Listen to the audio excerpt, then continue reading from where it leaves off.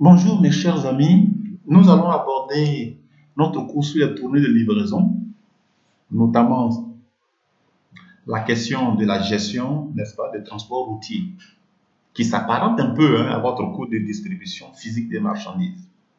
Alors, le problème, c'est que les tournées de livraison euh, sont en général en phase terminale de l'activité logistique, c'est-à-dire portent sur la question des distributions. Elle consiste à approvisionner le différent intermédiaire final. Alors, le but des tournées de livraison est de déterminer les itinéraires qui satisfont les demandes des clients et qui respectent les contraintes de capacité de délai en minimisant le coût des exploitations du parc automobile. Donc, elle fait face, la question du problème des tournées de livraison porte sur les contraintes de délai, les charges utiles, c'est-à-dire la capacité des vecteurs de transport, et puis les contraintes de distance, c'est-à-dire les distances à parcourir pour pouvoir réaliser ces différentes livraisons. Donc, cela fait appel à la recherche du chemin optimal de livraison que vous avez vu en recherche opérationnelle. Donc, vous allez vous référer, n'est-ce pas, à votre cours de recherche opérationnelle. Toutefois, il s'agira pour nous de déterminer, dans le cadre du chemin optimal de livraison, de déterminer le nombre de courses que l'expéditeur ou le transporteur va effectuer. Et le nombre de courses, n'est-ce pas, est égal à 2 multiplié par Q, indiquant la quantité, divisé par CU, ou la charge utile du vecteur de transport. Donc, vous retenez très bien cette formule. Alors, la production kilométrique ou la distance totale parcourue ou à parcourir, cette production kilométrique est égale à la distance du point de départ A au point de départ B multiplié par CS, c'est-à-dire le nombre de courses. Donc, vous retenez également ça. La production kilométrique est égale à la distance du point de départ au point d'arrivée multiplié par le nombre de courses. Nous donne, n'est-ce pas, le nombre total de kilomètres que le véhicule aura parcouru. Troisièmement, cherchons à déterminer ou comment pouvons-nous déterminer le coût d'exploitation d'un transport.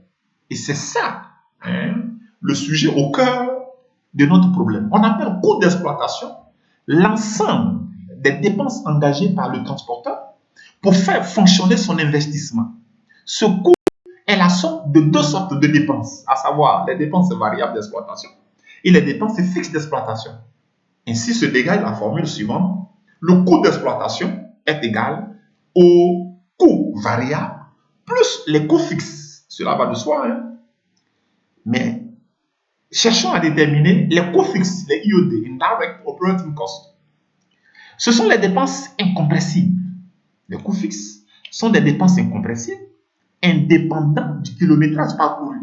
Donc, ne tiennent pas compte, n'est-ce pas, de la distance parcourue. Pourvu que le véhicule soit utilisé, alors, inéluctablement, ces dépenses-là sont effectuées.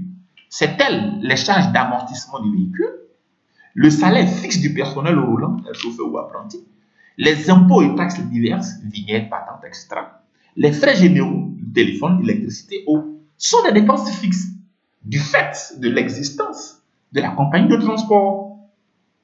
Mais ça, ce n'est pas le problème, parce que si on avait que ces coûts fixes, on n'aurait pas de problème de gestion, n'est-ce pas, de notre activité. Mais ce qui fait le problème, ce sont les coûts variables, direct operating cost. Ce sont les coûts proportionnels à la distance parcourue. Et leur montant dépend du carburant qui a été utilisé, des lubrifiants qui ont été utilisés, de la pneumatique qui a été utilisée, et les pièces détachées ou de rechange qui ont été utilisées. Donc, il va falloir calculer, n'est-ce pas, ces différentes dépenses ou ces différentes charges une à une. Alors, comment déterminons-nous, n'est-ce pas, le coût lié au carburant? Les véhicules à moteur thermique ou explosion sont caractérisés par leur consommation kilométrique, n'est-ce pas, en carburant. Et cette consommation est définie par le constructeur du véhicule et est exprimée en litres au 100 km. Voilà. Normalement, c'est le nombre de litres au 100 km. Par exemple, une consommation de 35 litres au 100 km. Et cela revient, n'est-ce pas, à 0,35 litres n'est-ce pas, par kilomètre, hein, quand vous faites le ratio. Alors, quand nous connaissons, si nous connaissons la production kilométrique, on peut calculer la consommation totale en carburant. Voilà, donc la consommation totale en carburant est donnée par la formule suivante. Consommation totale en carburant est égale à la consommation kilométrique en litres par kilomètre multiplié par la distance parcourue en kilomètres. Et si on connaît le prix du litre du carburant, on peut en déduire la dépense en carburant. Et donc, la dépense en carburant est égale à la consommation totale multipliée par le prix du litre du carburant. Donc, ce sont des formules que vous devez retenir. Et les lubrifiants, lubrifiant moteur, lubrifiant pont arrière, lubrifiant boîte à vitesse, qui ont une consommation kilométrique. Et ces lubrifiants, n'est-ce pas, caractérisent aussi le véhicule. Et ils sont exprimés en litres par kilomètre. On obtient la dépense en lubrifiant en appliquant la même formule que la consommation en carburant. Ensuite, nous avons les pneumatiques. Pour estimer la dépense en pneumatique, il faut connaître le nombre de roues qui composent le train de pneus. Donc, le nombre de pneus actifs montés sur le véhicule. C'est ça qui fait, n'est-ce pas, le nombre de roues qui composent le train de pneus. Soit N, grand N, et grand P, le prix d'un pneu. Le coût kilométrique des pneus est donné par la formule suivante. Coût kilométrique des pneus en francs par kilomètre est égal à N multiplié par P sur DV, avec DV, grand D, grand V, comme durée de vie des pneus, grand N, nombre de pneus, et grand P, le prix unitaire du pneu. Donc, la dépense totale en pneumatique est égale au coût kilométrique des pneus en francs par kilomètre multiplié par la distance parcourue. Alors, exemple. Si on vous demande de calculer les dépenses en pneumatique d'un véhicule qui parcourt 230 km est caractérisé par 6 pneus avec une durée de vie de 50 000 km et le prix d'un pneu est égal à 250 000 francs. Alors, quelle est la dépense totale en pneumatique? Je vous donne une seconde pour réfléchir et une minute pour réfléchir.